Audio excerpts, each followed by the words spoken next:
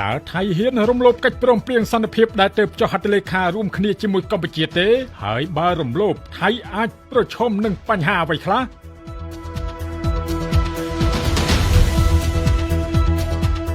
ថៃកំពុងខ្វែងគំនិតគ្នាយ៉ាងខ្លាំងជុំវិញនាយករដ្ឋមន្ត្រីអនុទីនចុះ MOU រ៉ែកម្រជាមួយអាមេរិកបិទវាអាចធ្វើឲ្យខូចខាតសេដ្ឋកិច្ចថៃនិងជាមួយគ្នានេះលោកអំសំអាតនាយកប្រតិបត្តិអង្គការសិទ្ធិមនុស្សលីកាដូយកឃើញថាតាមរយៈការជួយជ្រោមជ្រែងពីសំណាក់លោកដូណាល់ត្រាំប្រធានាធិបតីសហរដ្ឋអាមេរិកនិងម៉ាឡេស៊ីនេះមិនមែនជាកិច្ចព្រមព្រៀងទ្វេភាគីរវាងកម្ពុជាជាមួយថៃនោះទេតែវាជាកិច្ចព្រមព្រៀងអន្តរជាតិដោយសារមានប្រទេសជាច្រើនបានចូលរួមដឹងឮនិងទទួលស្គាល់បើតាមលោកអំសំអាតថៃត្រូវតែគោរពកិច្ចព្រមព្រៀងសន្តិភាពឲ្យបានខ្ជាប់ខ្ជួនដើម្បីស្ដារកិច្ចសហប្រតិបត្តិការល្អឡើងវិញរវាងប្រទេសទាំងពីរទាំងការធ្វើពាណិជ្ជកម្មនិងទំនាក់ទំនងការទូតហ៊ានកម្ពុជាទាំង18រូបនឹងត្រូវបានដោះលែងភ្លាមបាទដោយគ្មានលក្ខខណ្ឌឬក៏រកចាំបន្តទៅទៀតព្រោះនៅក្នុងកិច្ចព្រមព្រៀងនេះគឺបាននិយាយយ៉ាងច្បាស់បាទហើយចំណែកឯបញ្ហាព្រំដែនគឺត្រូវដោះស្រាយគ្នាទៅតាមយន្តការគណៈកម្មការចម្រុះព្រំដែន